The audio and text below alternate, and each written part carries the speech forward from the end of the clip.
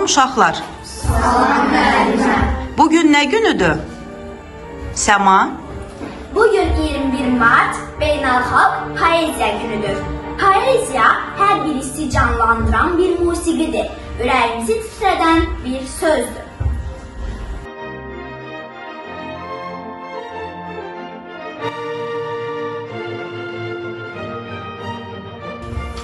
İndi uşaqlar gəlin hərəmiz 4 misradan ibarət bir şeir yazaq.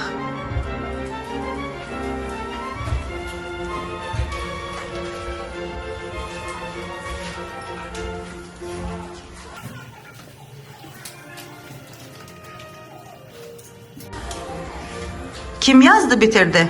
Səma? Bayrağım, el və vətən səmasından, mənim ruhumsan, şərəfimsən, şanımsan. Ruhumun azadlıq səsisən, sən mənim qüdrətli bayrağımsan.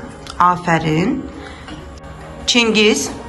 20 yanvar gəldi, qan yaddaşım canlandı. Unutmadım içməyi, əksinə yadda qaldı.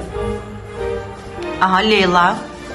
Ana, o bir mələkdir dünyada, o bir ürəkdir insanda. Ne sən də qəbulsan, o anadır, o anadır. Aha. Orucov Yusif. Aldım əlime bir qələm, oldum o zaman şair. Başladım yazmağa mən 4 misralı bir şeir. Kənan.